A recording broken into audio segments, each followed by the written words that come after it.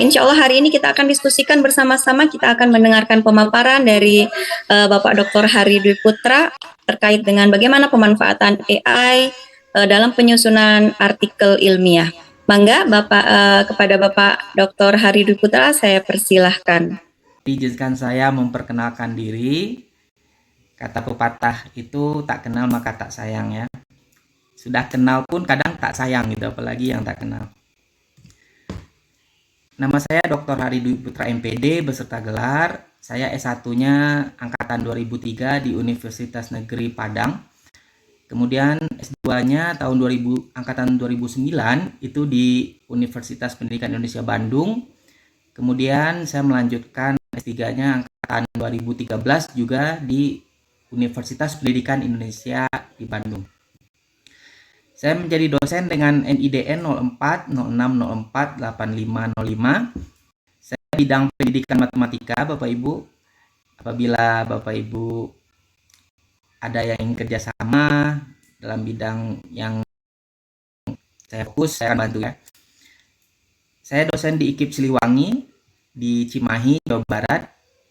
Semoga Bapak Ibu ada yang mengetahui ya. Yang belum mengetahui bisa di searching. Saya menjadi dosen di IKIP Siliwangi ini tahun 2012 sampai sekarang. Tak terasa hampir 12 tahun saya sebagai dosen. Apabila Bapak Ibu ingin bekerja sama, silakan di WhatsApp ya 0812 24 91 92 94. Saya juga terlibat membantu mahasiswa doktor dalam melakukan validasi instrumen dan perangkat pembelajaran dan juga diskusi terkait tugas akhir. Jadi saya akan membantu apabila Bapak Ibu memerlukan bantuan tersebut. Riwayat publikasi di Google Scholar, bahasa Indonesianya Google Cendekia. Ini saya masih terus meningkatkan publikasi dan citasi. Namanya Hari Dwi Putra, instansinya di IKIP Siliwangi. Ya, total kutipan citasi artikelnya masih harus ditingkatkan. Mungkin Bapak Ibu di sini ada yang lebih banyak ya citasinya. Kemudian riwayat publikasi artikel juga saya juga harus tingkatkan lagi, baru 7 dokumen. Indeksnya masih 3. Kemudian di Sinta Kemdikbud ini ID Sintanya 25787.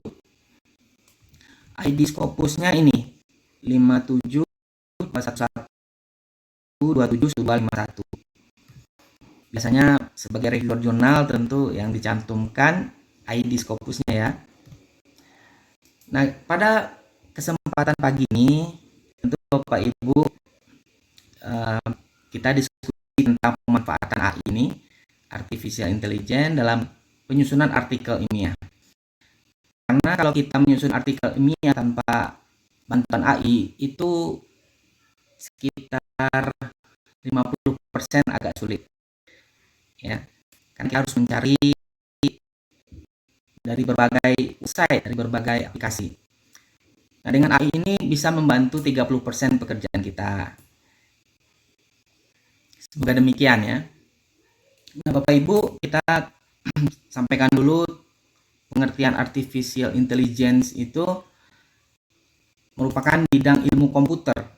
Jadi ini disetting oleh programmer yang fokusnya untuk pengembangan sistem sehingga bisa melakukan tugas-tugas yang biasanya memerlukan kecerdasan manusia.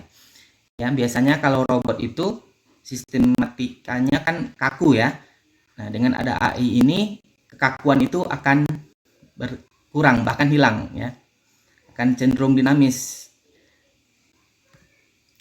Kemudian AI ini menciptakan program-program komputer yang dapat meniru kemampuan manusia. Nah, kalau kemampuan manusianya itu menulis artikel, nah AI ini juga bisa menulis artikel. Kalau kemampuan manusianya menghitung atau mempola atau mendesain, AI ini juga bisa melakukan itu.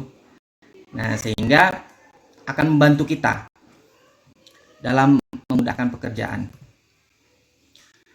Sistem AI ini dirancang untuk mampu belajar dari pengalaman. Jadi setiap tindakan kita di dalam dunia maya itu AI itu bisa melacak, ya, merekam. Jadi kebiasaan kita menonton, kebiasaan kita mencari bahan-bahan itu AI itu akan bisa mendeteksi. Makanya kita tidak perlu kaget ketika ada iklan-iklan yang sering datang dan sesuai dengan kebutuhan kita. Ya, ketika kita butuh handphone, karena kita sering lihat handphone, nanti tak sengaja iklan yang muncul tentang handphone semua. Nah, itu salah satu kedinamisan AI yang dirancang oleh programmer. Jadi AI ini bisa berpikir seperti kita, ya, dalam mengolah bahasa, dalam menentukan pola, dan dalam mengambil keputusan pun AI ini bisa membantu kita. Apakah artikel kita ini sudah layak atau belum, itu AI bisa memberi bantuan, memberi rekomendasi. Nah, kemudian artikel ilmiah. Kalau kita kaitkan dengan artikel ilmiah, itu kita tentunya harus menulis, ya. Karena artikel itu berisi pemaparan hasil tulisan yang diperoleh dari hasil penelitian.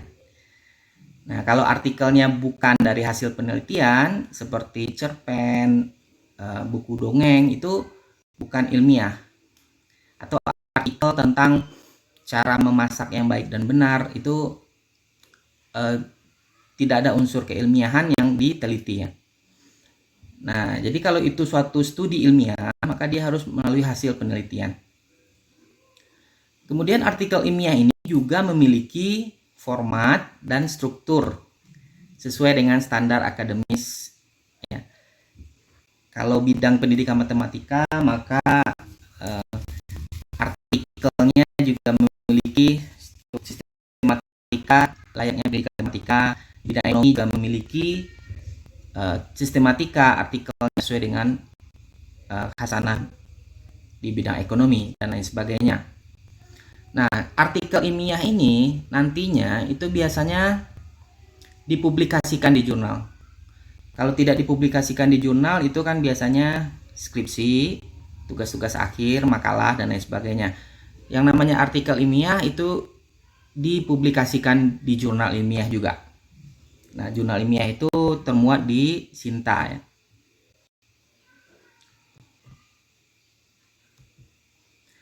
Ciri khas artikel ilmiah yang membedakan dengan artikelnya, dari segi judul, itu judul dari artikel ilmiah itu harus singkat dan jelas.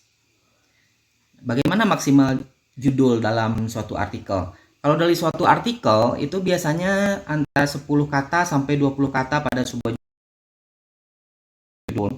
Dari itu biasanya ditekan maksimalnya 14 kata. Itu kecenderungan, ya. Di setiap template itu dituliskan maksimal kata pada judul 14 atau 12, ya. Kemudian judul di artikel ilmiah itu harus relevan dengan isinya, ya. Jadi kita harus tahu dulu penelitian kita ini hasilnya bagaimana, baru kita bisa menjadikan sebuah judul yang utuh, ya. Kalau kita menulis judul dulu, terkadang isinya tidak sesuai. Tapi kalau isinya dulu yang kita tulis, maka nanti kita akan bisa menyimpulkan judul yang tepat mewakili isi tersebut. Nah, dalam judul itu juga memuat tujuan penelitian. Apakah meningkatkan kemampuan, apakah mengembangkan sebuah model atau sebuah bahan ajar. Nah, jadi di dalam judul itu ada tujuannya juga. Kemudian pada judul itu hindari tulisan yang terlalu umum. Terlalu umum itu penggunaan model pembelajaran, gitu. Nah, model pembelajarannya padahal banyak. Kita memilih secara spesifik, misalnya project based learning, maka di judul kita fokuskan ke project based learning seperti itu, ya. Nah, ini contoh judul yang spesifik. Misalnya, ya, penerapan model pembelajaran X. X ini kan tergantung masalahnya. Kita simbolkan saja dengan X, bisa problem based learning, inquiry learning, discovery learning, dan lain sebagainya. Dalam meningkatkan Berarti ada tujuan di sini untuk meningkatkan kemampuan berpikirnya. Berpikirnya bisa berpikir kritis, berpikir kreatif, reflektif, dan lain sebagainya pada siswa sekolah menengah. Nah, kalau kita hitung banyak katanya ini 1, 2, 3, 4, 5, 6, 7, 8, 9, 10, 11. Berarti sudah sesuai dengan kriteria judul yang di jurnal itu biasanya 14. Ya. Nah, kalau contoh judul yang umum seperti ini, model pembelajaran yang sesuai dengan siswa sekolah menengah. Kalau judul seperti ini, kita nggak tahu nih tujuannya apa nih artikel ini. Apakah mencari berbagai model untuk menyenangkan siswa atau bagaimana ya? Nah, jadi hindari judul yang umum seperti ini yang saya maksud.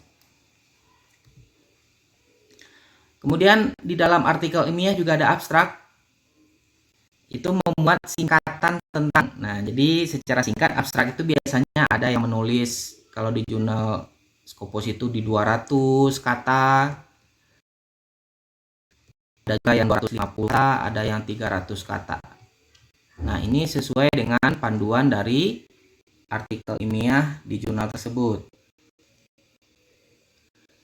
Di dalam abstrak itu biasanya Bapak Ibu harus memuat unsur tujuan. Apa tujuannya? Penelitian tujuannya apa? Untuk meningkatkan kemampuan. Nah, tuliskan. Kemudian metode. Nah, metodenya apakah eksperimen, apakah metode survei ya. Kemudian dengan pendekatan kuantitatif, kualitatif itu dituliskan di dalam metode itu. Tapi secara singkat saja. Kemudian ada hasil di sana. Bagaimana hasil peningkatan kemampuan itu? Dan kesimpulannya bagaimana? Kesimpulannya ternyata model pembelajaran tersebut dapat meningkatkan. Kalau hasilnya positif, kalau negatif tidak ada peningkatan. Nah, itu harus termuat di dalam abstrak, dirangkai dalam 300 kata maksimalnya, ada juga yang 200 kata. Itu tergantung outline jurnal tersebut.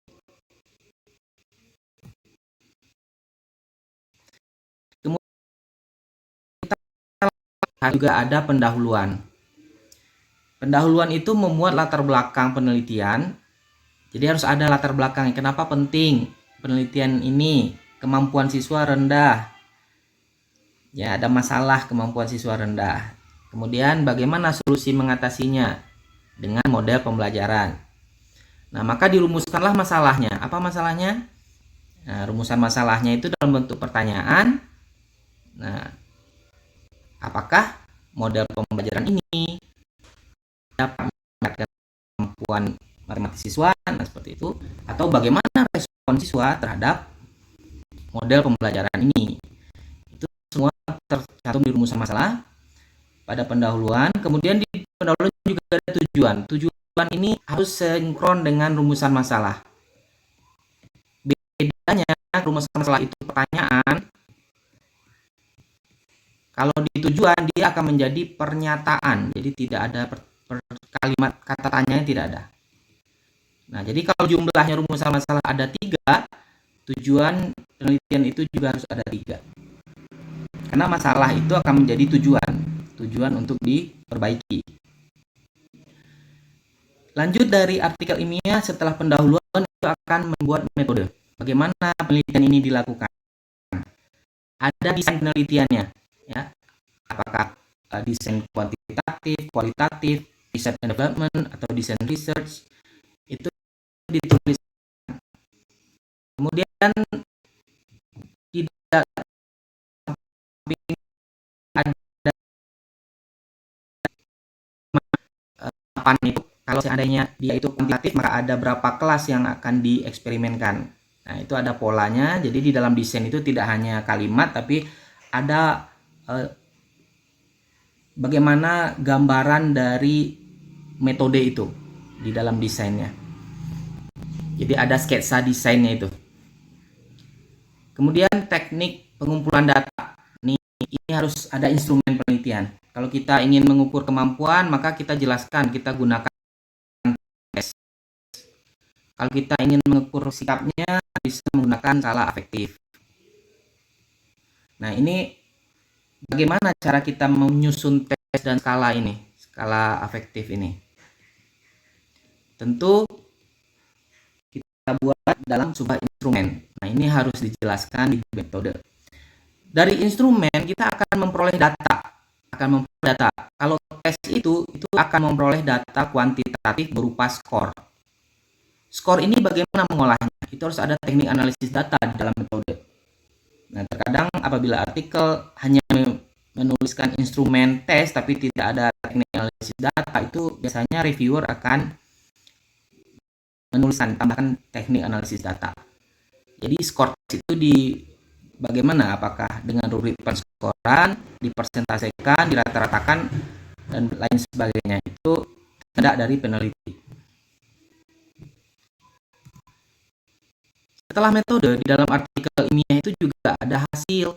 Nah, setelah kita melakukan penelitian, itu bagian hasil itu tidak ada pembahasan. Ya, apabila modelnya itu hasil dan pembahasan, berarti digabung. Ada jurnal yang tidak dipisah, ada yang langsung hasil dan nah, kalau ini kita ambil dulu hasil itu berupa temuan-temuan, ya, tampilkan dulu tabelnya, kita tampilkan dulu grafiknya, kita tampilkan dulu diagramnya, baru kita jelaskan kenapa tabel itu isinya demikian. Apa faktor penyebabnya? Apakah dari guru, dari siswa, dari subjek penelitian? Kemudian jika ada grafik, jelaskan langsung, karena ini digabung hasil dan pembahasan. Itu jelaskan grafik itu tabel. Kalau tabel itu menuliskan rata-rata kemampuan siswa 25%. Nah, itu di dalam hasil sudah kelihatan, tapi dijelaskan. Dengan model ini terjadi peningkatan kemampuan siswa. Nah, jadi tidak perlu di dalam pembahasan tuh angka itu disebutkan lagi, karena pembaca sudah bisa melihat dari tabel. Nah, jadi cenderung kalau ada tabel selalu dijelaskan isi tabel. Ditulis ulang ya. Jadi tabel dalam bentuk sederhana diubah menjadi dalam bentuk tulisan. Harusnya kenapa tabel itu berisi angka demikian? Nah, itu yang disebut dengan pembahasan. Dan dikaitkan juga dengan hasil orang lain, penelitian sebelumnya, yang juga bisa berbeda dengan kita. Penelitian orang lain berhasil, kita tidak berhasil. Sebab itu menjadi pembahasan.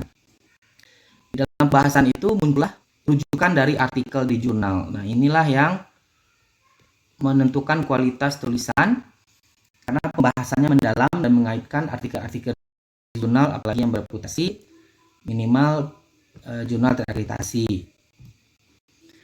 Nah, kalau dia dipisah, hasil itu cukup tampilan saja tabel dan keterangannya. Tabel ini adalah tabel skor kemampuan siswa. Ini adalah grafik peningkatan kemampuan siswa. Ini adalah diagram dari siswa yang memiliki nilai di atas kriteria ketuntasan. Cukup seperti itu kalau di hasil. Nah, ketika sudah dibuat hasil, maka ada lanjutannya diskusi atau pembahasan. Nah, kalau terpisah seperti ini, kita hanya fokus balik ke hasil. Tabel tadi, grafik tadi, diagram tadi, gambar tadi, kita interpretasikan itu maksudnya apa. Karena itu kita harus mendeskriptifkan, tidak lagi menyebutkan tabel oleh pembaca pada saat hasil, tapi yang dicari pembaca kenapa angka di tabel ini meningkat, bertambah, kenapa angka di tabel ini menurun, itu disebabkan karena, nah inilah pembahasan itu. Nah, siswa senang kalau belajar dengan model ini, didukung oleh penelitian sebelumnya dengan model ini, siswa tertarik gitu ya. Itu yang dimaksud dengan pembahasan. Jadi kalau masih ada pembahasan itu berisi angka-angka di tabel, maka itu biasanya tidak perlu. Bahkan angkanya dideskriptifkan. Biasanya terjadi perubahan skor siswa sebelumnya 50 menjadi 80. Itu dideskriptifkan. skor siswa selama pembelajaran terjadi peningkatan. Gitu saja kalau di pembahasan. Nah, peningkatan ini disebabkan karena siswa termotivasi dengan pembelajaran yang menggunakan AI misalnya. Nah, seperti itulah pembahasan di artikel ilmiah. Kemudian di diskusi pembahasan itu juga kita harus merujuk temuan penelitian yang ada sebelumnya. Nah, kita ini jangan sampai mengulang penelitian orang lain. Kalau orang lain sudah melakukan penelitian yang persis dengan kita, maka itu kita tidak perlu lagi melakukan itu. Karena ada suatu novelty di dalam penelitian itu. Ya, apabila orang sudah memiliki obat dan obat itu ampuh, itu tidak perlu lagi dibikin obat lain gitu. Jadi apabila suatu model sudah berhasil meningkatkan kemampuan itu, apa gunanya kita lakukan lagi? Nah, yang perlu kita kembangkan adalah model ini dimodifikasi. Gimana cara memodifikasi? Bisa ditambahkan dengan model lainnya. Jadi jadilah model gabungan. Nah, itu kan belum ada orang lain. Itu disebut dengan novelty. Karena biasanya novelty itu orang melihat dari ini. Karena dari materi. Karena penelitian lain itu materinya A, saya materinya B. Padahal model dan kemampuannya sama. Kan nggak signifikan novelty-nya. Terus ada juga yang dari jenjang sekolah. Dia di SD, saya di SMP. Itu juga bukan novelty. Yang novelty bebas variabel ya dalam suatu penelitian. Materi dan jenjang itu kan hanya dan objek penelitiannya. Tapi yang menjadi novelty itu harus diambil dari variabel bebas, yaitu model pembelajaran, atau treatment, dan variabel terikat. Nah, itu kemampuannya atau sikap afektif dan lainnya dari objek. Nah, itulah yang baru bisa katakan ada keterbaruan novelty di situ. Kalau tidak ada novelty, biasanya ditolak karena penelitian seperti ini sudah dilakukan orang lain dan berhasil. Nah, gitu. Jadi kita harus menuliskan apa penelitian sebelumnya tentang penelitian kita ini, hasilnya beda. Terakhir, ya, kesimpulan itu cukup fokus semua dari hasil tadi dijelaskan. Jadi peningkatan kemampuan siswa, model pembelajaran ini menyenangkan bagi siswa. Nah, jadi disimpulkan hanya kalimat intinya saja dan mengacu kepada rumusan masalah. Rumusan masalah ini tidak lain tadi mengacu ke tujuan. Apa tujuannya tadi? Kalau tujuannya tadi rumusan masalahnya apakah model pembelajaran ini lebih dapat meningkatkan siswa, maka tujuannya model pembelajaran ini di kesimpulan dapat meningkatkan kemampuan siswa. Jadi kesimpulan itu harus mengacu ke rumusan masalah.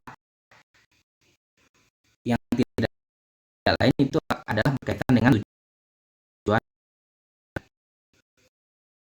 Dan ini ada daftar pustaka. Ini gunakan Mendeley. Kalau tidak menggunakan Mendeley, kita kecolongan nanti. Ada sumber rujukan di dalam teks, tetapi tidak ada di daftar pustakanya. Kalau pakai Mendeley itu sudah otomatis. Nah, nanti semua sumber rujukan yang ada di teks, biasanya kalau yang di teks itu kan biasanya tulisannya kan hanya kayak ini, nama, tahun,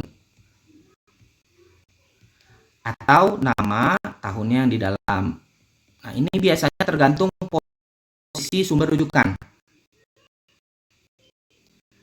Kalau sudah berakhir kalimat di akhir kalimat itu selalu yang kurung nama. Tapi kalau dia di depan dari tengah kalimat, misalnya nah itu yang saja. Tetapi menggunakan Mendeley semua gimana? Dikurung. Jadi saya melihat di artikel Farmacia Review itu karena mengikuti Mendeley, jadi kalimatnya itu dikurung semua sumber rujukannya. Jadi menurut dalam kurung nama tahun kan nggak bagus ya.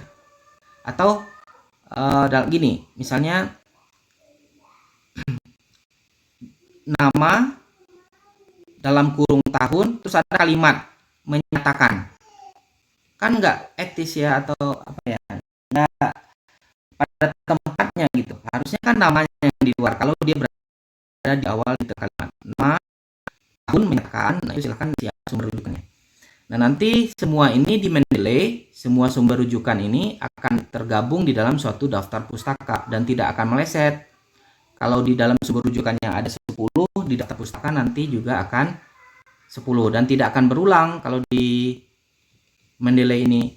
Meskipun kita menuliskan 10 sumber rujukan yang sama dalam daftar pustaka di sumber rujukan, Mendeley itu tetap akan menghitung satu. Nah, kalau manual itu sudah tidak berlaku lagi, maka semua jurnal sekarang mewajibkan menggunakan software Mendeley. Karena itu yang gratis sih, kalau EndNote sama yang lain-lain atau Zero juga bisa ya, itu tergantung kondisi. Nah, ini adalah AI ya, Artificial Intelligence untuk mencari judul. Nah, ini websitenya https://somai.id. Somai itu kita teringat makanan ya, ada somai dan itu enak. Kemudian hasilnya seperti ini Bapak Ibu, tampilan somai itu seperti ini. Nah, dia juga bisa membantu mahasiswa mengerjakan skripsi ya. Kita harus login setiap AI, website AI itu kita harus login karena data tersimpan di akun kita. Kalau kita tidak login, dia akan memaksa kita login ya, karena dia harus mengenal kita gitu. Jadi akun kita itu akan dia terawang. Nanti kita cenderung mencari informasi apa gitu. Setelah kita login di akun, itu juga bisa lebih mudah kita menggunakan Google ya, masuk dengan Google. Ya, tulis saja akun Bapak Ibu, klik, nanti akan minta continue. Kemudian setelah berhasil, nanti Bapak Ibu akan memiliki nama di situ. Nah, kalau Bapak Ibu memperoleh aplikasi ini dari referral, dari rekomendasi teman atau orang lain, itu bisa dimasukkan agar bisa memperoleh gratisnya lebih banyak. Jadi AI ini gratis tapi dibatasi gitu.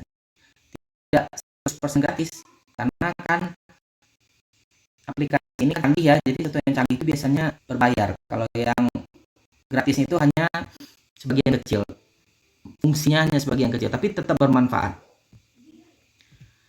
Nah, bagaimana cara kita mengerjakan judul di aplikasi Somai ini?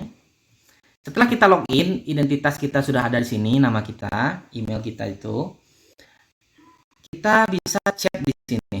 Chat. Kalau yang pro ini yang berbayar, hindari saja kalau kita tidak kerjasama. Ini salah satu bentuk kegunaan dari Somai.id ini. Misal ya, tolong tuliskan 5 ide judul proposal skripsi yang gampang buat topik ilmu komputer. Itu bisa diketik. Kemudian tolong buatin latar belakang tentang pengaruh penggunaan media sosial terhadap kecemasan anak muda. Ini tampilan ini sudah dia siapin. Artinya ini sebagai panduan kalau kita ingin menulis informasi seperti yang dia tawarkan ini.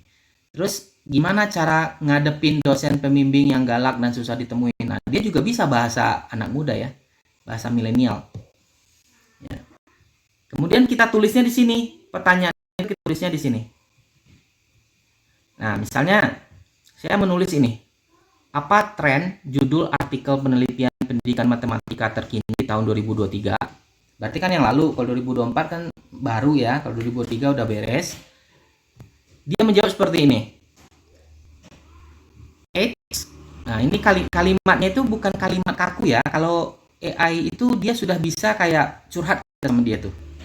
Dia tuh udah kayak teman ya, yang bisa mengerti kita gitu. Ada nih tren judul artikel penelitian pendidikan matematika terkini tahun 2023 yang bisa gue bagi-bagi tuh, bahasanya bahasa milenial ya. Buat lu katanya. Mahasiswa rajin, semoga bisa jadi inspirasi buat lo ya gitu. Makasih banget udah nanya ke gue, siap-siap ya. Nah, ini mungkin ya yang dianggapnya mengisi ini tuh kaum milenial ya, kaum milenial. Jadi bahasanya memang nggak kaku. Kemudian dijawabnya seperti ini. Yang pertama, trennya itu tentang pemanfaatan teknologi dalam pembelajaran matematika. Suksesnya matematika di era digital. Nah, ini jadi kita punya ide nih, tentang teknologi digital. Kemudian yang kedua dia ngasih lagi saran penerapan metode pembelajaran kolaboratif untuk meningkatkan minat dan prestasi belajar matematika siswa. Kolaboratif itu kan di kurikulum Merdeka sudah wajib, karena ada salah satu dari profil Pancasila itu kolaborasi ya. Dia melanjutkan lagi yang ketiga, tren judul artikel penelitian, pengaruh pendekatan berbasis masalah terhadap pemahaman konsep matematika siswa. Tidak ada tadinya, berarti ini tidak sesuai dengan keinginannya. Yang keempat, pentingnya penggunaan media visual dalam pembelajaran matematika membuat matematika lebih menarik. Berarti ada visual. Visual berarti ada media pembelajaran lagi, media digital. Kemudian yang kelima, menggali potensi game edukasi sebagai sarana pembelajaran matematika yang interaktif dan menyenangkan. Nah, dari bantuan AI ini kita sudah bisa menentukan ternyata tren penelitian digital. Jadi ada software yang dipakai, tuh, ada teknologi, ada media visual gitu. Nah, terus kalau kita tidak puas kita bisa lanjut itu. Kita bisa lanjut, tolong carikan yang lain. Dia akan menulis. Kita bisa curhat sepuasnya di sini. Bahkan membuatkan artikel pun bisa. Hanya saja kita harus hati-hati plagiarisme karena yang namanya artikel itu harus ada sumber rujukan. Nah, di sini belum muncul sumber rujukan. Hanya kalimat-kalimat dari AI ini saja. Jadi tidak bisa dipertanggungjawabkan pernyataan itu. Nah, kemudian selesai AI yang ini ya, Somai ini, untuk mencari jurnal yang sesuai dengan judul penelitian kita, itu di https www.perplexity.ai. Jadi misalnya memiliki suatu judul nih, misal kita sudah dapat tadi judulnya tentang penggunaan teknologi ya, misal ya kalau di guru PPG sekarang kan selalu pakai TIPEK.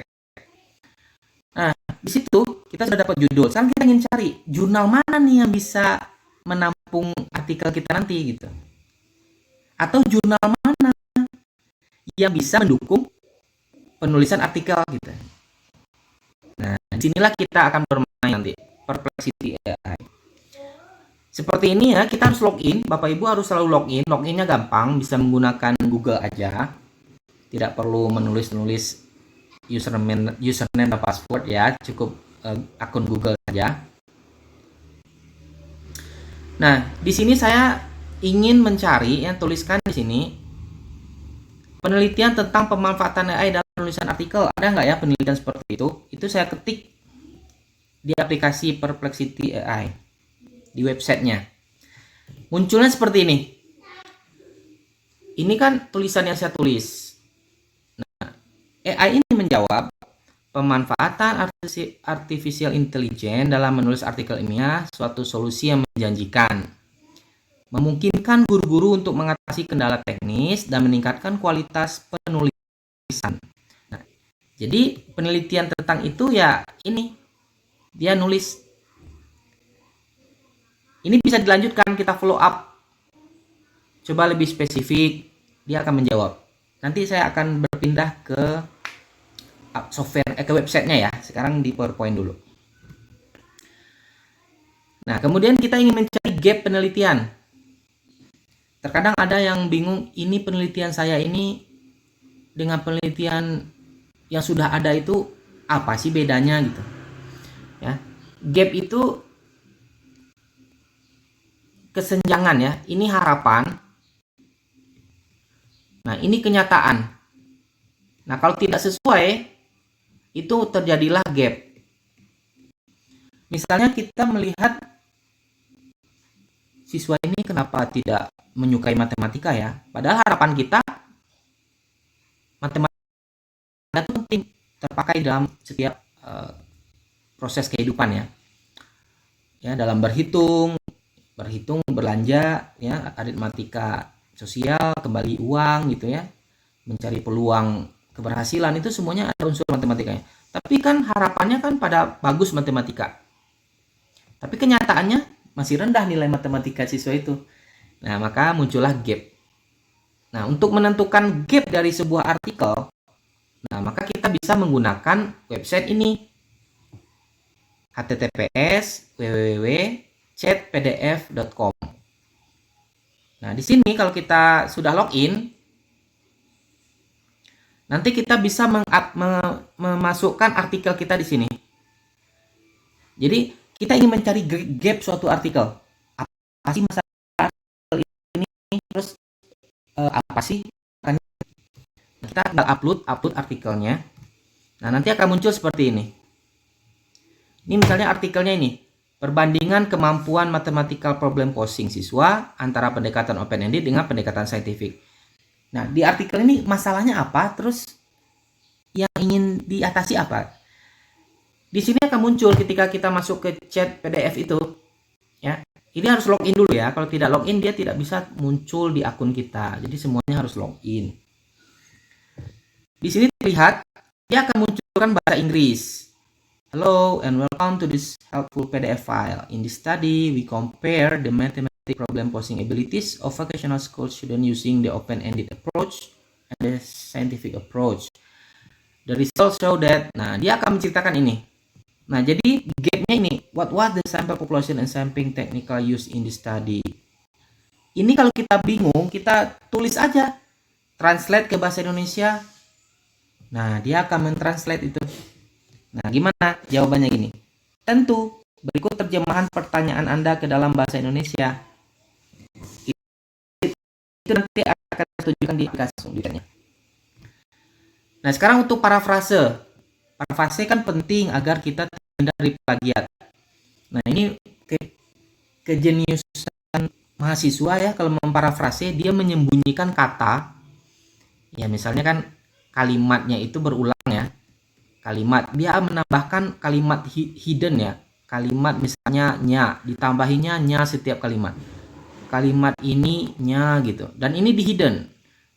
Tapi itu sudah ketahuan ya sama pengelola jurnal bahwa itu memang di Turnitin tidak terdeteksi itu. Jadi pengelola jurnal akan men-show dulu teksnya, ada nggak kalimat-kalimat yang tersembunyi frasenya itu ya. Nah, cara seperti itu kan nggak bagus ya, langsung di-reject artikelnya kalau kita memparafrase dengan menghidden kata untuk mengartikan lain gitu ya. Semua ditambah katanya 1000 kalimat, 1000, misal 8 halaman artikel ada ribuan kata ditambahnya belakangnya, dan itu di-hidden. Jadi bisa ada settingan itu. Nah, itu bukan parafrase ya. Itu kita mengakali Turnitin namanya. Nah, di dalam parafrase itu ada website namanya paraphraser.io. Paraphraser.io ini bisa kita manfaatkan, tapi kita harus login juga ya. Nah, ini. Di sini di paraphraser.io kita bisa mengcopy. Jadi di copy. Dia tidak upload ya, tapi di copy. Copy paste dari kalimat kita. Nanti dia akan mengganti sendiri menjadi kalimat lain gitu, tapi masih maknanya sama. Nah, misalnya gini, kita ingin bahasanya bahasa Indonesia, maka kita pilih di sini bahasa Inggris, ganti ke bahasa Indonesia. Kemudian kita pilih ini word chargernya nanti. Ini tetap ada yang pro dan ada yang free. Jadi di dalam AI itu selalu ada free. Free itu terbatas, hanya bisa dilakukan beberapa kali, terus kita tidak pakai dulu sehari, nanti besok baru bisa lagi. Itu biasanya free juga kayak gitu. Ada juga free yang tidak lengkap, jadi karakternya dibatasi, tidak bisa 1000 kata, biasanya cuma 100 kata ya. Itu free dan pro itu selalu menghantui AI ya. Jadi tapi tidak apa-apa, free-nya masih bisa kita pakai. Nah, ini contoh. Saya memilih select modenya standar. kalau kita pilih lagi nanti ada pilihan yang pro-nya, yang premium, itu mungkin lebih jelimet lagi cara dia memparafrase. Saya copy teks dari artikel, tulisannya kurikulum 2013 menggunakan pendekatan saintifik yang berorientasi pada siswa dalam menemukan konsep dan prinsip dari materi yang dipelajari. Nah, AI ini memparafrase seperti ini. Program tahun 2013 menggunakan metode ilmiah. Jadi kan salah satu teknik parafrase itu kan mengganti istilah yang tadinya saintifik diganti ilmiah, itu parafrase juga tekniknya. Yang berorientasi pada siswa untuk mengeksplorasi. Nah, ini kan menemukan, mengeksplorasi konsep dan prinsip mata pelajaran. Nah, ini materi diganti mata pelajaran yang dipelajari. Nah, ini kita juga harus harus mengedit lagi kalau seandainya ini masih kurang, Bapak Ibu. Ya. Jadi dia begitu banyak mengganti kata, menyatakan digantinya di sini kan mengemukakan dia ganti menyatakan, dilaksanakannya di sini diterapkannya. Jadi dia membantu kita dari tahap itu karena ini kan free. Tapi bolehlah membantu kita kalau kita buru-buru ingin memparafrase suatu kalimat karena deadline harus dikumpulkan, kita bisa memanfaatkan AI paraphrase.io ini dengan efektif. Nah, sekarang untuk mencek kata yang typo. Sebenarnya di AI itu ada typo online, jadi kita bisa mengeditnya langsung. Namanya website AI-nya typoonline.com. Nah, di sini nanti setelah kita login, kita bisa menulis di sini dokumen apa yang mau kita cari yang typo itu. Dokumen. Berarti ada artikel nih, kita sudah membuat artikel di Microsoft Word atau di PDF, kita ingin mencek tiponya secara online di AI ini. Jadi bisa kita gunakan ai-typoonline.com. Boleh teks yang kita copy, paste, atau dokumen langsung, misalnya artikelnya 8 halaman langsung diupload. Nah, seperti ini nanti ketika saya sudah mengupload artikelnya, nah ini dia mencari tuh kata-kata yang tidak tepat itu. Nah, kira-kira seperti itu. Ya, jadi tergantung bagian mana yang dideteksi gitu. Jadi kalau kita di Microsoft Word sebenarnya kan sudah bisa otomatis proofing ya. Kita bisa pakai itu, tapi terkadang sering terlewat. Karena harus disimpan itu. Kalau di Microsoft Word itu katanya harus ditambahkan ke kamus. Kalau tidak ada di kamus dia tetap akan menceklis merah. Nah, ini AI untuk merangkum artikel. Misalnya kita ingin mensitasi artikel seseorang yang berkaitan dengan artikel kita di pembahasan. Nah, kita rangkum bisa dengan aplikasi AI scholarcy.com. Scholarcy.com. Jadi seperti ini. Nanti login dulu. Login itu nanti dengan email boleh. Nah, di sini kita gunakan try for free ya, karena kita hanya memakai tidak secara simultan, jadi hanya saat ini. Kemudian kita drop, jadi filenya itu nggak di copy paste tapi di drop, masukkan ke dalam sistemnya file itu. Kemudian kita import, jadi dia akan melakukan proses untuk merangkum gitu ya. Nah, jadi sebenarnya masih banyak yang lainnya. Tetapi saya masih menggali yang berkaitan dengan publikasi. Karena biasanya AI itu banyaknya yang membuat video dari wajah, mengubah tulisan menjadi suara gitu-gitu ya. Itu kan tidak terpakai di dalam publikasi artikel. Oleh sebab itu Bapak Ibu, sekarang kita coba lihat di aplikasinya langsung.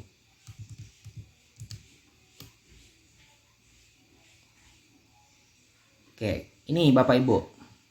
Somai, ini seperti ini langsung live ya. Ketika kita klik, ini dia jadi loading lagi. Jadi memang harus sesuai dengan ini koneksi internet kita, karena kan ini berbasis online AI ini, bukan software yang diinstal di dalam laptop. Nah, misalnya nih, saya ingin membuat artikel ya. Jadi saya tanya nih ke aplikasi AI ini, tolong buatkan judul tentang tolong buatkan artikel dengan judul pemanfaatan AI dalam penyusunan artikel ilmiah. Nah, ini kita bisa bermain di sini. Tambahkan artikel lengkap misalnya, artikel lengkap. Kemudian kita langsung enter atau kita klik tombol panah ini. Pesawat kertas. Nah, dia akan mengikuti instruksi tersebut. Nah, hasilnya seperti ini.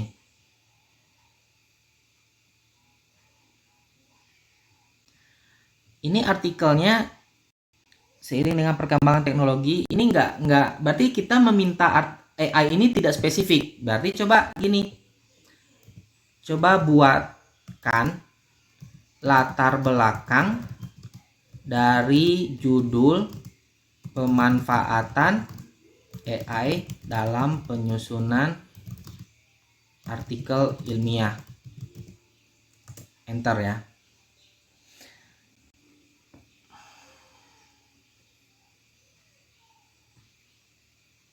Nah, dia di sini tidak komplit membuatnya. Jadi dia menulis di sini tuh AI itu membantu dalam melakukan pengecekan plagiarisme. Plagiarisme adalah tindakan tidak etis. Nah, jadi di sini dia tidak lengkap. Kalau kita pengen nanya lagi bisa. Kita tulis lagi di sini. Coba lanjutkan yang lebih rinci. Oh, mohon maaf, screen-nya tidak berubah, Pak. Nggak berubah ya? Oh Iya, ya. Pak. Oh ya, ini saya ubah. Dari mana tadi? Ini Bu. Ini ya, sekarang sudah berubah ya, mohon maaf. Jadi terdeteksi Bapak Ibu ya. Oke, ini ya aplikasinya itu. Somai. Belum, Pak Hari. Belum. Sekarang sudah. Oke, sudah Pak Hari. Somai itu seperti ini live-nya Bapak Ibu. Jadi kalau kita ketik chat somai.id, tapi kita harus itu ya. Harus login dulu. Saya sudah login pakai email. Jadi gampang sekali, tidak perlu kita login menggunakan username dan password lagi. Nah, di sini saya memiliki 16 paket nih. Jadi karena AI itu jarang ada yang full gratis ya. Ya, kalau chat GPT itu kan ya juga ada pro-nya. Ada yang pro-nya. Jadi setiap AI itu selalu ada free dan pro. Yang hilang pro-nya itu jarang atau tidak ada mungkin. Harus diseleksi satu persatu ya. Nah, di sini kan saya tulis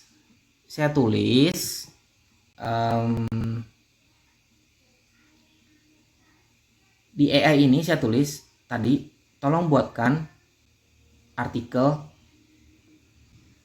lengkap dengan judul pemanfaatan AI dalam penyusunan artikel ilmiah. Dia sebenarnya juga bingung, ini pemanfaatan AI-nya AI yang mana gitu. Apakah AI-nya Somai ini atau Scholarcy atau tipe online yang mana yang dimanfaatkan itu. Jadi terlalu umum judulnya. Jadi dia juga memberi masukan ini seiring dengan perkembangan teknologi, dia juga membuat kalimat seperti ini. Tapi ini kita tidak bisa mempertanggungjawabkan kalimat ini karena kita harus tahu siapa yang menyatakan kalimat ini. Ini harus dicek dulu di Google ya. Ya, kita cek di Google kalimat ini tuh sudah siapa yang punya gitu ya. Jadi kalau kita copy paste di Google, coba kalimat ini dicari gitu. Jangan-jangan ada unsur plagiat juga gitu kan. Nah, kita ambil aja di Google, ada nggak yang mirip seperti itu kalimatnya, yang dimerahin-merahin seperti ini. Nah, kalau tidak ada kalimat yang sama dengan paragraf itu, nah berarti kita bisa parafrasekan itu. Kita parafrasekan. Jadi kalimat di AI ini jangan diambil seutuhnya, tapi kita parafrase lagi. Ubah-ubah kalimatnya, maka itu akan lebih aman. Karena di sini tidak ada sumber rujukan. Yang ada sumber rujukan itu nanti di ini. Perplexity ini ada sumber rujukan. Nah, sekarang coba kita pindahkan ke website AI Perplexity ya. Buatkan abstrak artikel ilmiah tentang pemanfaatan AI. Enter ya. Nah, kalau di dalam Perplexity ini dia ada mencantumkan terkadang sumber ya. Coba. Nah, kita kalau pengen tahu sumbernya tulis lagi. Tuliskan sumber rujukan dari kalimat itu. Enter.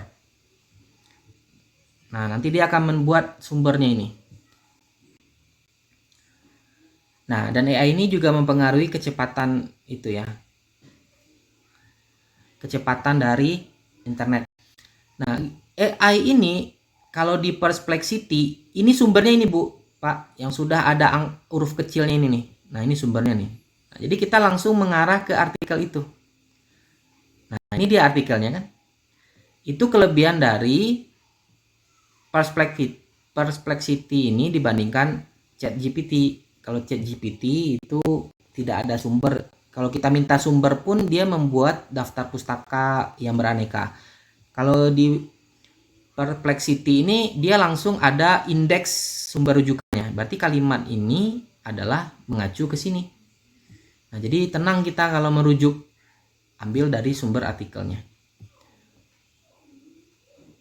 Nah, gitu Bapak Ibu. Nah, kemudian kita minta lagi nih Perplexity ini. Coba tuliskan latar belakang artikel ilmiah dengan judul pemanfaatan AI. Nah, apa yang bisa dia bantu buat kita? Dia tidak bisa membuatkan secara itu ya, secara utuh.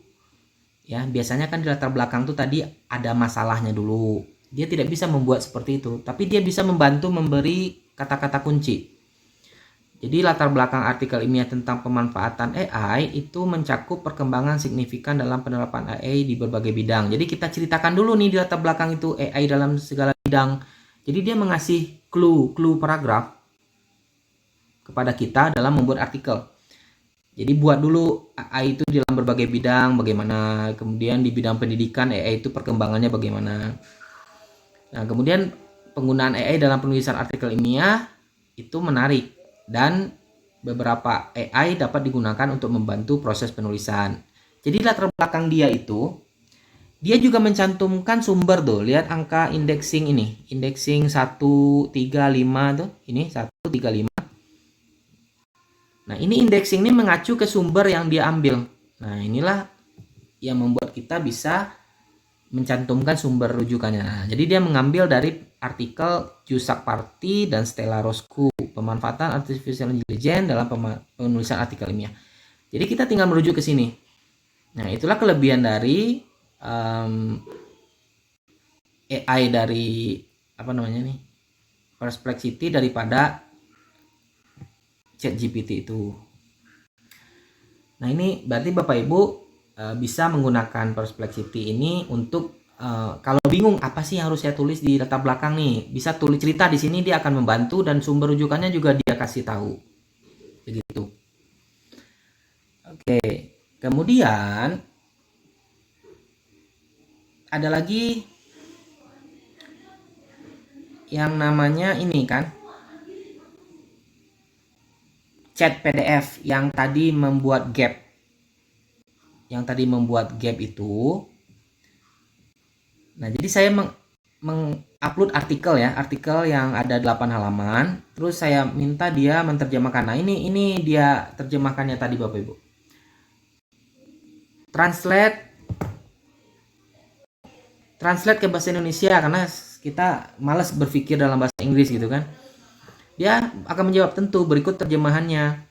Nah, jadi terjemahan dari gap tadi, apakah populasi sampel dan teknik pengambilan sampel yang digunakan dalam penelitian ini?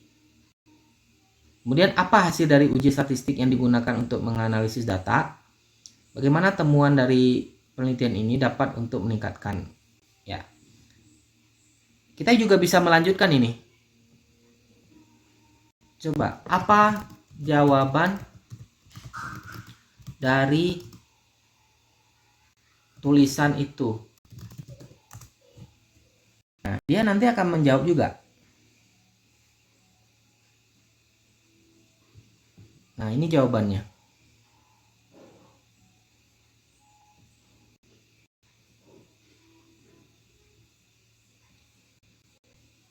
Berikut adalah jawaban dari pertanyaan Anda berdasarkan informasi yang terdapat pada tulisan tersebut. Populasi dalam penelitian ini adalah seluruh siswa ini. Nah, jadi kita tidak perlu membaca artikelnya, tapi kita baca poin-poin aja di sini.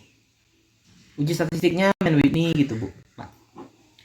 Jadi memudahkan kita kalau mencari sumber rujukan dan kita ingin menggunakan ini sesuai nggak sih dengan penelitian kita. Jadi kalau mencari novelty juga bisa di sini, di dalam chat PDF ini. Jadi upload dulu sumbernya, terus kita gali artikel itu untuk mencari apa beda artikel ini dengan artikel kita gitu. Nah, dia di sini di chat PDF sudah memberitahu informasi dari populasinya, uji statistiknya, ini metodenya. Kemudian temuannya dia juga sudah tentukan gitu ya, sudah bisa mendeteksi tanpa kita harus melihat lagi artikel itu.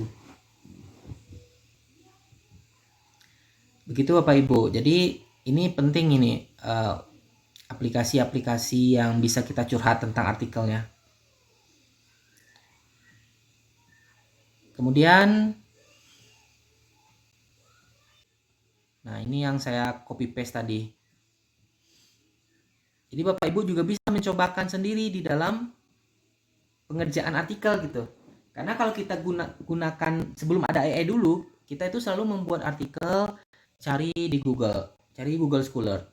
Ini apa sih isi artikelnya? Nah, dengan AI ini kita tinggal ambil artikel itu di jurnal, terus kita ingin tahu isinya, masukkanlah ke dalam chatpdf.com. Nah, dapat ide pentingnya. Lalu ternyata artikel ini berbeda nih dengan artikel kita, berarti tidak perlu dibahas. Bisa kita tentukan seperti itu. Nah, ini untuk parafrase itu di sini ada pilihannya, standar, kreatif, lebih cerdas. Kalau lebih cerdas, dia akan membuat kalimat itu akan berbeda dengan signifikan ya. Tapi kan itu pro, harus berbayar. Nah, kalau yang standar seperti ini aja udah cukup membantu kita. Bagi bagian tergesa-gesa ingin parafrase ya, deadline revisinya ya bisa menggunakan ini terlebih dahulu. Nah, Bapak Ibu, itu saja dulu yang bisa saya sampaikan karena sebenarnya banyak lagi tapi butuh pemahaman lebih lanjut ya. Mana yang bisa kita pilih untuk penulisan artikel, mana yang tidak gitu. Nah, demikian pemaparan saya tentang penggunaan AI ini ya dalam artikel. Jadi kita tidak perlu hilang ide karena kita tinggal chatting aja tadi. Coba jelaskan lagi bagaimana latar belakang masalahnya gitu. Bahkan dalam membuat judul pun kita bisa, apa judul yang cocok nih kalau di zaman saat ini gitu, bisa chatting, bisa chat juga dengan AI itu. Ya, tapi yang bagus itu yang AI yang ada sumber rujukan kayak Perplexity tadi ya. Itu sumbernya ada. Kalau chat GPT itu hanya sama seperti itu tadi, domain tadi, dan juga sama dengan chat PDF itu tidak ada sumber rujukannya. Nah, terima kasih Bapak Ibu, saya kembalikan ke moderator, silakan Bu Ika. Baik. Terima kasih Bapak Ibu, rekan-rekan semua masih semangat ya? Alhamdulillah, banyak sekali ilmu yang kita dapatkan. Masih semangat ya, Bapak Ibu. Mohon Semangat. menampilkan wajah, gitu ya. Baik, luar biasa dari yang tadi yang disampaikan oleh Bapak Dr. Hari, gitu ya, terkait dengan artikel ilmiah tadi ya, sedikit disinggung di awal tentang bagaimana atau apa saja yang harus ada, gitu ya, komponen inti mungkin ya dari artikel ilmiah untuk kemudian bisa diterbitkan di jurnal-jurnal yang kita tuju. Yang berikutnya tadi juga disampaikan oleh Bapak Dr. Hari, gitu ya, dan beberapa situs mungkin ya, beberapa website AI yang mungkin bisa kita manfaatkan, gitu ya, yang mungkin sekarang sudah banyak di luaran sana, website-website berbasis AI, gitu ya, yang bisa kita manfaatkan. Baik, Bapak Ibu semua, kita akan masuk ke sesi yang berikutnya. Nah, di kolom chat ini sebenarnya sudah ada beberapa pertanyaan Pak Hari terkait Ya, yang sudah disampaikan. Baik, Bapak Ibu, sebelum kita memulai untuk tanya jawab, untuk kita berdiskusi, boleh Bapak Ibu sekalian, bagi yang akan langsung menanyakan, akan langsung menyampaikan pertanyaannya, boleh dengan raise hand ya, silahkan Bapak Ibu gunakan reaction yang ada di aplikasi Zoom-nya ya, untuk menekan tombol raise hand. Kemudian bagi misalkan yang tidak memungkinkan untuk menyampaikan langsung, bisa menuliskan di kolom chat. Baik, kita akan mulai saja dulu sesi pertama untuk tanya jawab. Mungkin kita buka satu sesi dulu ya, Pak Hari ya. Nanti kita lihat bagaimana rekan-rekan. Baik, sebelum kita bacakan di kolom chat, mungkin sudah ada yang raise hand ya. Ini ada dari Bapak Firman. Waalaikumsalam Bu Eka, terima kasih Bu. Maka silahkan Pak Firman untuk langsung Ya, mengkonfirmasi baik, terima pertanyaan. kasih. Assalamualaikum Pak Heri. Waalaikumsalam Pak Firman. Saya menarik sekali ikut webinar kali ini. Biasanya kan kalau kita pakai AI itu yang ditampilkan kan ChatGPT. Cuman di ChatGPT itu saya kurang tertarik karena tidak ada background sumbernya itu. Iya. Jadi kalau ini saya memang sudah dari YouTube itu mungkin ada video Pak Hari yang saya dengar. Itu kan ada aplikasi Genie AI ya Pak, Perplexity yang Bapak bilang tadi juga Iya. sudah ada, atau koran Pak Heri. Ya, Jadi sumbernya itu koran, jadi kan bisa saja sumber koran itu kita pakai sebagai data source. Bukan harus kalau umpamanya dari YouTube itu kan yang dikaji orang sekarang menggunakan sentimen kan. Kalau yang data dari umpamanya dunia sekarang Pak Edi, bagaimana cara mengambil atau ya menggunakannya di metodologi dan untuk hasil Pak Edi. Terima kasih Pak Edi, Bu Eka. ya Pak Firman, luar biasa ya. Nah, jadi Ya, langsung ditanggapi Pak Hari. ini secara keseluruhan, secara holistik kita copy paste langsung itu tentu akan terindik plagiatnya tinggi sekali. Jadi AI ini sebenarnya hanya memberikan ide kepada kita bagaimana pola pikir dari artikel kita ini untuk bisa terus tersambung dengan ide kita. Nah, kalau kita sudah memperoleh kalimat di dalam AI itu, nah kita cukup membaca saja, kemudian kita tuangkan dalam kalimat kita sendiri itu tidak akan terindikasi plagiat ya. Jadi seperti kita mengingat seseorang, nah kita ekspresikan orang itu dalam kalimat. Nah, itu biasanya tingkat plagiarismenya kecil. Kemudian sumber juga dicantumkan. Nah, jadi kalau tadi ada sumbernya dari artikel di jurnal itu kita sambungkan, tapi kalimat tetap kalimat kita sendiri. Karena meskipun kalimatnya dari artikel yang sudah kita cari, sudah kita cantumkan juga referensi sumber rujukan, itu masih bisa terdeteksi plagiat di Turnitin. Karena Turnitin itu tidak bisa mendeteksi sumber rujukan, dia hanya bisa mendeteksi kalimat itu sama dengan kalimat orang lain, padahal sumbernya sudah kita tuju gitu. Nah, itulah pentingnya kita secara pengembangan diri bisa memparafrase sendiri gitu. Jadi dengan kita bisa menyatakan kembali kalimat itu dengan kalimat kita, itu plagiasinya akan sedikit gitu. Nah, kemudian untuk sumber rujukan di jurnal itu biasanya 85% dari artikel yang publis di jurnal juga. Itu lebih valid karena memang hasil penelitian. Meskipun kadang kita juga mengetahui ya, mahasiswa membuat publikasi artikelnya juga kadang penelitiannya tidak maksimal, tapi itu memang hasil penelitian gitu. Nah, kalau kita lihat di koran itu biasanya kan opini itu bisa berubah-ubah. Jadi kalau kita menyatakan pendapat opini orang tersebut, kemudian besoknya lagi orang tersebut punya opini yang lainnya tentang hal itu, nah itu akan sulit memvalidasinya. Oleh sebab itu boleh sebenarnya dari koran, tapi korannya itu tentu yang memiliki reputasi baik. Kemudian ada sumber rujukan dari koran itu cara penulisannya, yaitu berarti siapa tulis di koran itu, namanya, terus tahun berapa koran itu, kemudian apa tulisannya di koran itu, kemudian apa linknya. Jadi ada panduan penulisan sumber rujukan dari koran. Hanya saja upayakan 10% dari selain jurnal. Karena buku pun pengelola jurnal itu tidak mau banyak-banyak sumber rujukannya dari buku, karena buku itu juga kadang kecuali monograf ya, tapi kan dia tidak dipublikasikan. Nah itu yang membuat pengelola jurnal itu merasa memang sedikit saja boleh dari buku, dari artikel, dari koran, tapi 85%-nya harus dari jurnal. Itu pun jurnalnya yang terakreditasi atau yang bereputasi. Itu akan cepat pengelola jurnal itu yakin ini memang merujuk kepada tulisan penelitian yang bagus.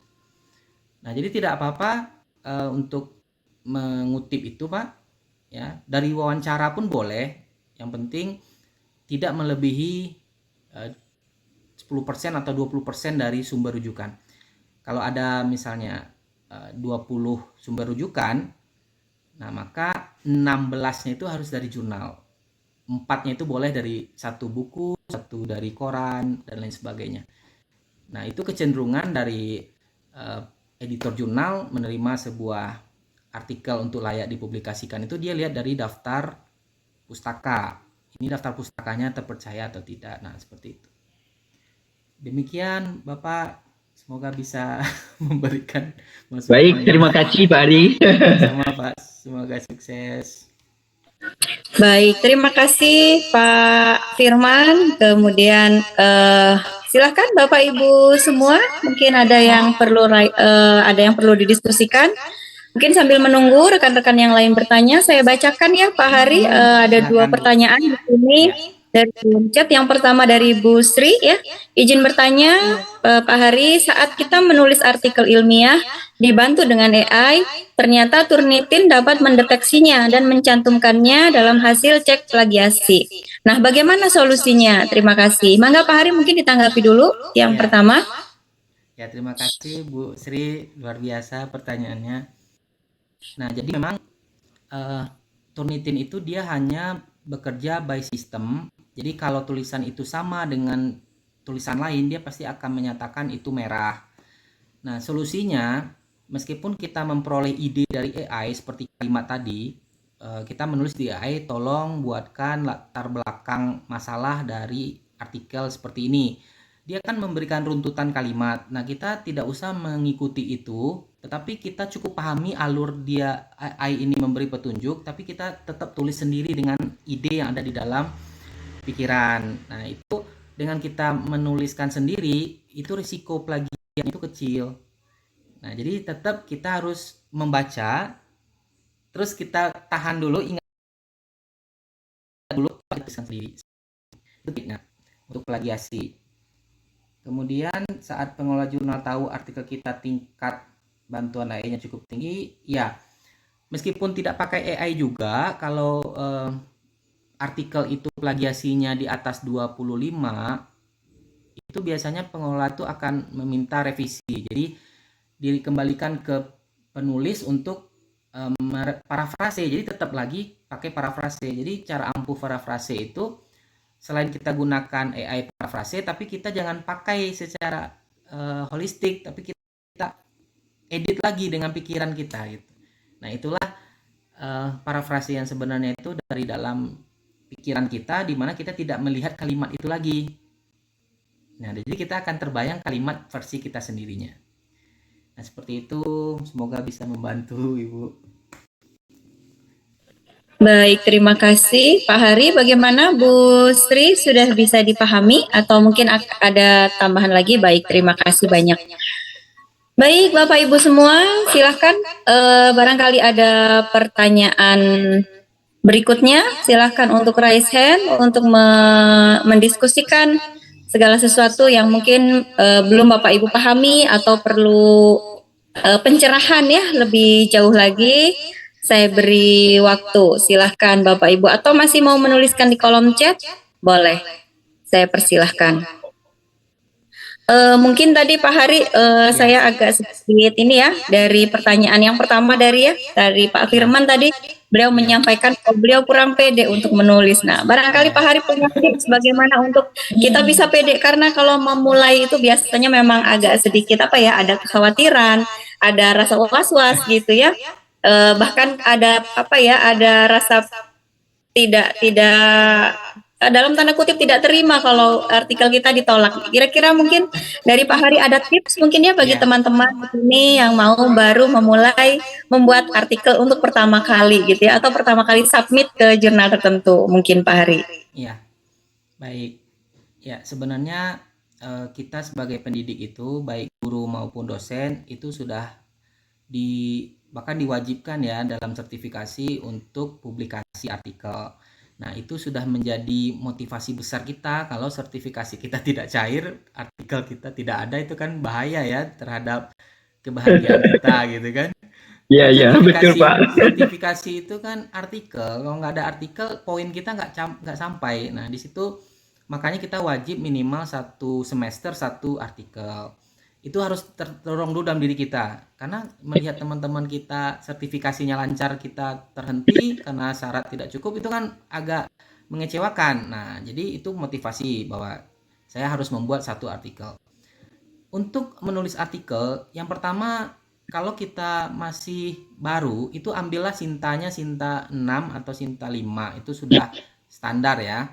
Itu semua pasti akan diterima. Kenapa? Karena jarang orang yang mencari Sinta 5, Sinta 6. Kecenderungan itu mencari Sinta 1, 2, 3, 4, 5 itu sudah sedang ya kemampuan menulis artikelnya. Kalau yang baru itu 5, 6. Selain biayanya murah, itu cepat juga lolosnya gitu. Karena mereka juga butuh artikel, itu pengelola jurnal harus mencapai target. Misalnya setiap edisi 20 artikel, baru 15 pasti akan mencari artikel agar tercapai 20. Tapi itu berbeda dengan jurnal-jurnal Sinta 2, 1 dan bereputasi. Itu kita karena ada reward ya, motivasi juga ya kan. Oh, ada reward nih, dengan biaya setengah kita dapat reward setengah lagi gitu kan. Ada selisih untuk kita healing ya, atau rekreasi dengan keluarga. Nah, itu juga jadi motivasi. Tapi kalau kita sudah sampai di tahap bisa membuat ide artikel yang menarik seperti tadi. Zaman sekarang itu kan kita lihat di AI, kalau kita bercerita dengan AI itu apa sih tren penelitian, ternyata mereka mendominasi gunakan teknologi. Nah, jadi kalau Bapak Ibu ingin artikelnya bagus, itu gunakan teknologi. Bahkan guru PPG pun tipek itu nggak boleh hilang, meskipun tipeknya hanya PowerPoint dan proyektor ya. Tapi sebenarnya tipek itu penggunaan software yang bagus. Ya, gunakanlah software yang bisa mengantarkan siswa seperti live worksheet, quizzes. Nah, itu kan sebenarnya tipeknya seperti itu. Nah, tetapi terkadang guru menggunakan PowerPoint dan proyektor pun sudah tipek gitu kan karena kesulitan menggunakan softwarenya. Nah, jadi kita harus tahu nih tren saat ini itu tentang digitalisasi. Jadi kita harus membuat sebuah penelitian penggunaan pembelajaran yang berbasis website, misalnya game edukatif dan lain sebagainya. Itu dijamin akan tertarik pengelola jurnal untuk menerima artikel itu. Nah, kita ikuti dulu panduan penulisan di artikel jurnal tersebut, atau guideline-nya kita ikuti dulu. Misalnya judul harus 14 ya, kita jangan sampai lebih 14. Abstraknya harus memuat judul, metode, kemudian hasil, kemudian lagi kesimpulan. Nah, di situ kita harus cantumkan kalau 30 karakter, ikuti 30 karakter. Kemudian kita ikuti pembahasannya, hasil dan segala macam itu dari panduan itu, kita pasti akan selamat. Ya, karena kalau panduannya berbeda itu langsung di reject meskipun bagus banget itu artikelnya. Ya. Nah, itu Bapak Ibu, jadi tidak perlu ragu ya untuk menulis artikel, yang penting ikuti trennya. Nah, kalau sekarang masih menggunakan pembelajaran tanpa tipek ya, itu biasanya judul-judul artikel seperti itu sekarang sudah tidak wah ya, tidak ada teknologinya. Itu yang Bapak Ibu juga harus mencari apa sih tren penelitian di tahun ini gitu. Nah, jadi Bapak Ibu pasti akan menulis satu artikel satu semester itu minimal, seperti itu. Ya, motivasinya dari eksternal gitu. Tuntutan kita untuk sertifikasi itu minimal ya, yang memaksa kita harus publikasi. Kalau yang dari internal kan agak susah ya, karena kan rasa malas itu biasanya baru membuat satu paragraf udah pusing dan kita rebahan. Nah, itu kan motivasi seperti itu susah. Tapi kalau wah, bulan depan harus mengisi laporan nih, laporan kinerja, saya belum ada artikel, pasti kita akan melakukan hal-hal yang optimis ya, dengan bekerja sama dengan teman yang bisa membantu gitu, seperti itu ya. Jadi tidak perlu Bapak Ibu pesimis dalam menulis artikel, karena tuntutan kita sekarang sudah mewajibkan untuk publikasi artikel. Terima kasih Bu Ika. Terima kasih Pak Hari, Bu Ika sudah melanjutkan pertanyaan tadi. Terima kasih kepada Pak Firman juga kepada Pak Hari. Baik Bapak Ibu sekalian, saya beri kesempatan satu kali lagi ya, barangkali ada diskusi atau ada pertanyaan. Untuk hari ini acara webinar kita sudah selesai ya. Terima kasih Bapak Ibu atas berkenan hadir pada pagi hari ini. Terima kasih kepada Dr. Hari Dwi Putra MPD yang sudah membagi ilmunya. Akhiri pertemuan kita pada hari ini dengan bacaan hamdalah bersama-sama. Alhamdulillahirabbil alamin. Sampai jumpa di kesempatan yang lain Bapak Ibu. Assalamualaikum warahmatullahi wabarakatuh.